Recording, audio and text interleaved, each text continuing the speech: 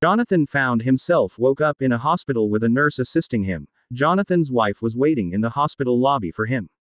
Mark went to the doctor requesting to see Jonathan, which the doctor gave him permission, but while he was on his way, he saw Jonathan walking to the lobby with a nurse beside him. Jonathan realized that his wife was there, so he was upset with Mark. Mark. Yes, I called Carla. You got me scared for a moment. Jonathan looked at Mark in vexation. The doctor came out and said to Carla, your husband is good, seems like he was a little dehydrated, just ensure that he drink a lot of fluid and fill the prescription that I gave you, he will be good.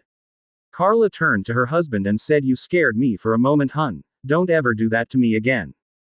Jonathan kissed his wife and said, honey, give me some time to talk to Mark. His wife stand at the entrance away from Jonathan and Mark. Jonathan. Listen, we got a problem, a very big one. Mark. I know. Chief is very angry. He said we kept information from him and the crew and we are just rookies operating by our own instincts. Jonathan. Mark, I'm not talking about that. The person Lotus is Bishop's son Matthew. Mark shouted. What? Jonathan. Shish, keep it down. Don't let Carla know. Mark. Wow. Mark. Well, you didn't put him in that life. He chose it and we stopped him from hurting other innocent people. Don't put this on yourself. You done your job and a good job too. Mark.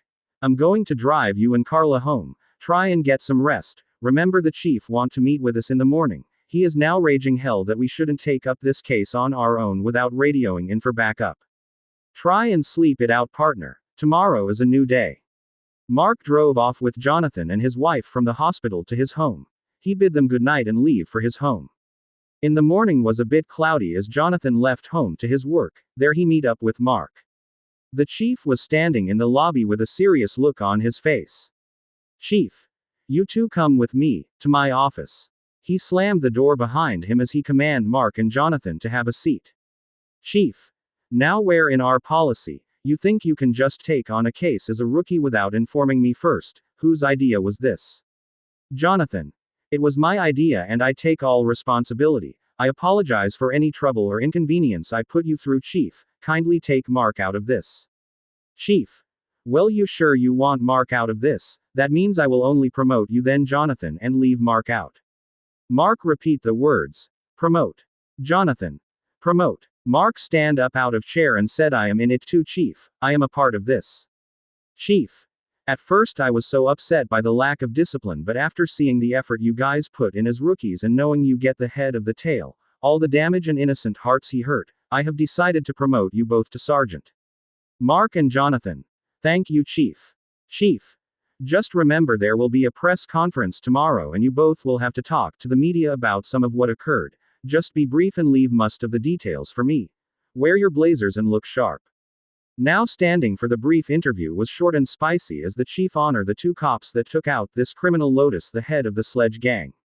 I looked on the chief and could see that he was proud of his two cops, although we broke his rules and we get the job done on our own. The city was proud, but there was just one judgment that I have to face, and is to see my bishop whose son I have shot, and not only him but the church. This troubles my mind night and day, but I can't go back. I would have said something or tell his father that Matthew is living a double life. There is no turning back for me now. I have my wife and kids to take care of. I have a partner who relied on me to have his back. It was Sunday morning. Wife. Hun, you coming to church today? There was silence in the room. Wife. Jonathan, are you coming to church today? You can't keep hiding from the people. We have to face the music, and you didn't kill someone that was innocent. He was living a double life. Jonathan. Get my clothes ready. All the way to church all was quiet in the car, even the kids at their age seems to know that something wasn't right. As we reached the church gate, I could see that the bishop car was parked in his reserved spot. That means he is already there, but there was something abnormal. My reserve spot was blocked. My wife looked on me. Anyhow, I parked my car in the ordinary lot where the other folks are parked.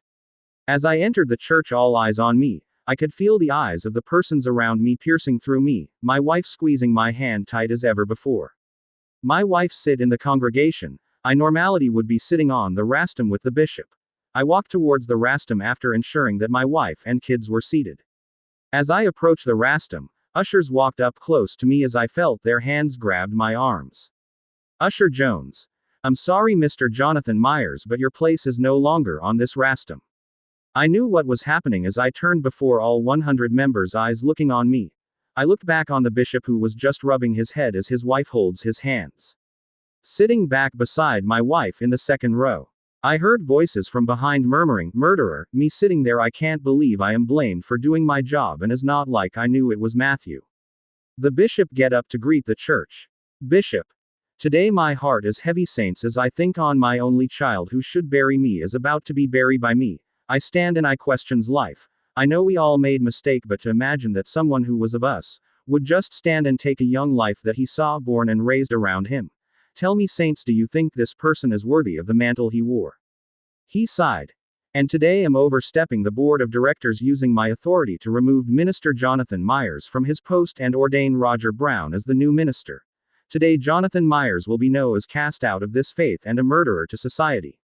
My wife and I stand immediately grabbed the kids' hands and walked our way out the church. While walking the church, applause and some shouted murderer. It was the longest walk I take, but knowing deep down I did not killed that young man intentionally but was just doing my job. I took one more look at the bishop who I took as my friend and who used his power of authority to help me selected for a cop. The tears could not hold back but run down the corners of my eyes and dropped to the marble tiles of the church floor. All I want to say is that I was sorry and explain my part of the story, but everyone hates me now. As time goes on, my promotion feels good, but the emptiness was still there knowing that I am no longer a member of my church. My wife encouraged me, but it was not enough. The church is where my life started, and to think I get my wife and job by the church, there is such a bond there. Today I get my wife the car she likes with the promotion money. I even get a better house, but I still feel empty inside. I started drinking a lot to keep my mind off things. Matthew's name and face keeps ringing in my heart and mind. I came home late hanging around the clubs drinking. I got so drunk that I badly beat up 3 guys at the club for brushing on me. Mark reached out to me, but most of the times I ignored him. My wife sees the signs, but she was just trying to keep the family together. Now here I am sitting in my car down, depressed. Nothing seems good anymore. I have not my childhood church to go to like before. That day the bishop removed my title. It seems like my whole life is gone. Although I'm still the most outstanding cop at my workplace, there is nothing like church.